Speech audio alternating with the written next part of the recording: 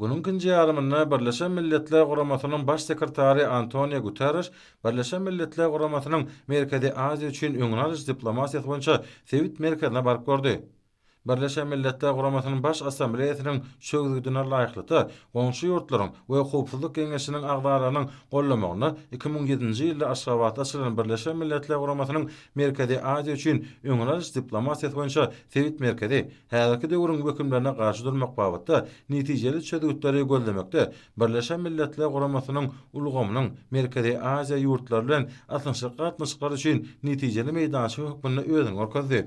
Bizim ýurdumyz Sewit merkeziniň işini we başlangyçlaryny, hususan Merkezi Aziýa döwletleriniň we golaýdaky ýurtlaryň arasyndaky syýasy, diplomatik, sewda, ykdysady we medan amsanperwer gatnaşyklary ilerletmekdäki tagallarlaryny işden gollaýar.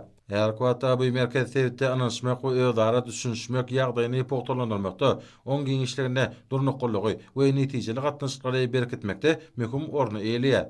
Oň işiniň esasy ugurlarynyň hatarına suw energetika, ähli ýararsızlanmak, Owganystanyň ýagdaýy parahaçlykly ýol arkaly gadalaşdyrmak hemde durmuş ykdysady we ekologiýa meselelerini görkezmek bolar. Soňra bir ýerde Birleşen Milletler Guramasynyň baş sekretary Antonio Guterres ýurdumyzyň ýokary goý mekdepleriniň diplomatik ugur boýunça bilme alýan talip ýaşlarydan duşdy. Şeýlede duşugy käbir daşary ýurtlaryň ýokary goý mekdepleriniň talipleri ara gatnaşygyň online görnüşine gatnaşdylar.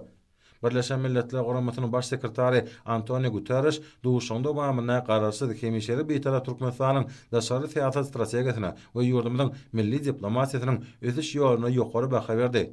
Munyň özi ýurtda diplomatik işgärleriň milli ýörlegelerini we häzirki zamanyň ösen tejribesiniň utgaşdyrylmagyna taýýarlanýan onyň nowatda hysutlamasydyr.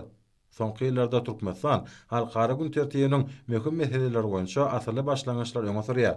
Sewitde we tutuş dünýäde parahaçylygyň, howpsuzlygyň we durnukly ösüşiň öpüşine edilmegine, halkara derejesinde gatnaşyklaryň netijeli käsete eýe bolmagyna hemde bütün dünýäde parahaçylygy dawaranylmagy gönükdirilen başlangyçlar dünýä belirleşiginiň giň gollugyna eýe bolýar.